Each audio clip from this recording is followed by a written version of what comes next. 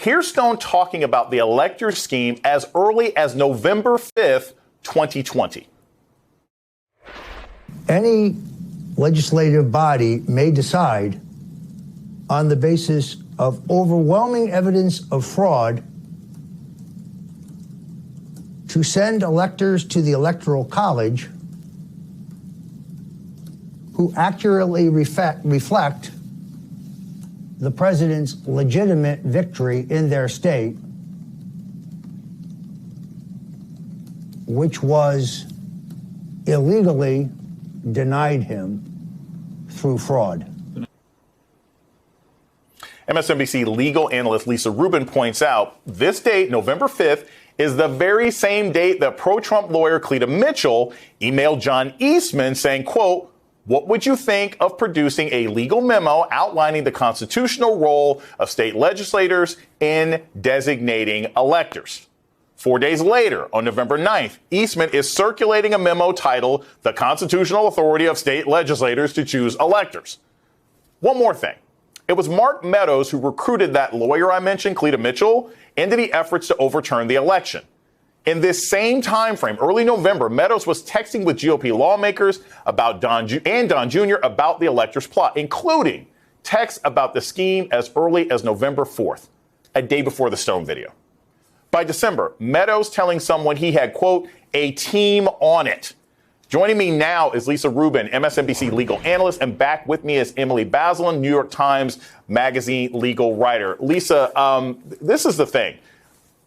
I don't have to be Rudy Giuliani to know a RICO case. I don't have to be a legal expert to know a large scheme and conspiracy. The fact that we now have this Roger Stone video and it lines up with other people sort of being activated in this plot, do you think that there's any chance that it just stops with those people? Because my guess in seeing this is, who knows how many people were involved in this call of this game of telephone before it got to Cleta Mitchell, before it got to Eastman? Do you think there's other people who might be sort of flushed out of the bushes because of this video? Absolutely. And we can even see the seeds of that, Jason, in the January 6th investigation that the House did. You know, I found that email that you showed a few minutes ago in the January 6th committee's public files. That's where you also can see Rick Perry, of all people, texting with Meadows on the 4th, suggesting the same thing. And on the same day, November 5th, you see a White House speechwriter, Vince Haley, who came to the committee's attention because he worked under Stephen Miller, was part of editing the president's Stop the Steal speech and his speech at the rally on January 6th. He has that idea, too, and he flushes them out in a series of his own emails to an employee at the White House Office of Presidential Personnel. Is it coincidence that all these people are coming up with this independent state legislature doctrine light theory as early as November 4th and 5th? Probably not. You know, we don't have the complete roster of who's on the Friends of Stone's text list, but my guess is that Friends of Stone and Friends of Stone start circulating and percolating this theory around that time, and it just moves outward from there. You know, I'm a college professor at Morgan State, and if I saw a whole bunch of kids turning in a very similar paper at the same time, I might start tracing back emails to say, hey, who did this originate with? Because I'm pretty sure you guys didn't come up with this idea on your own.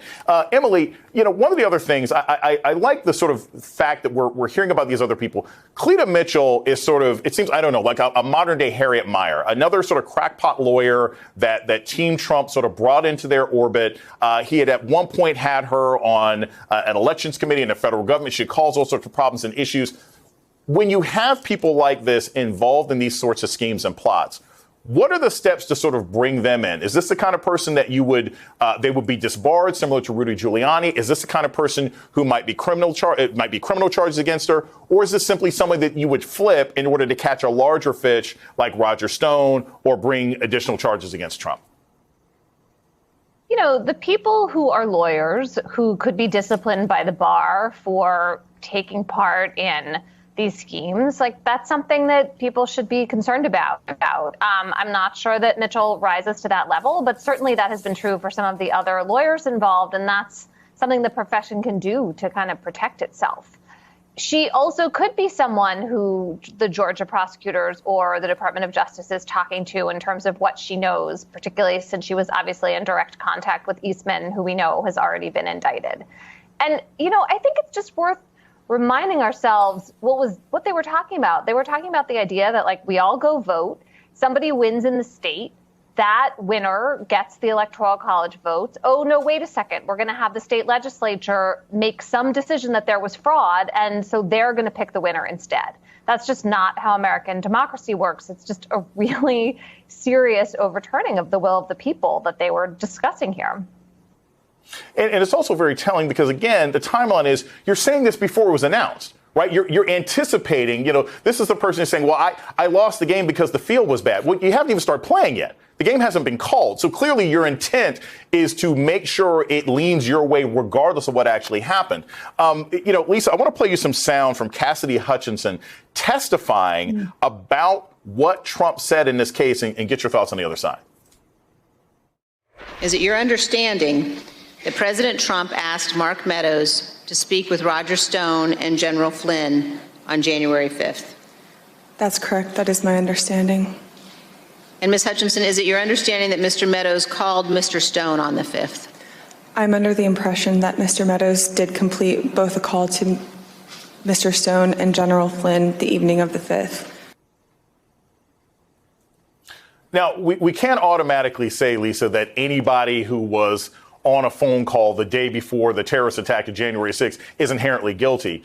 But if you know Roger Stone was there and you know Eastman was part of putting together this ridiculous plot, doesn't this also sort of draw additional lines about how many people were intimately involved? You can't say I had no idea what was going to happen if all of these people were involved in a series of phone calls and tags and everything else like that right before the terrorist attack, right?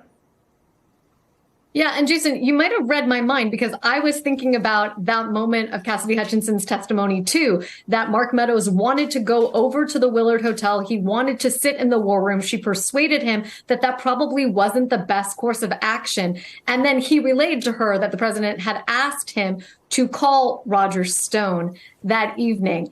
The other thing that strikes me about this is the way that the fake electors plot first starts isn't the way that it finishes. It starts with a bunch of people thinking that state legislatures have to be involved. But of course, those state legislators resisted those entreaties from the president. In fact, one of the charges in the Georgia RICO suit is against Donald Trump for soliciting the then Speaker of the Georgia House, David Ralston, to convene a special session to choose their own electors. David Ralston said, thanks, but no thanks. But the fake electors plot doesn't die there. It continues. It goes into the 6th. And it's with the thought leadership of people like Roger Stone that it continues to persist up into and through the 6th itself.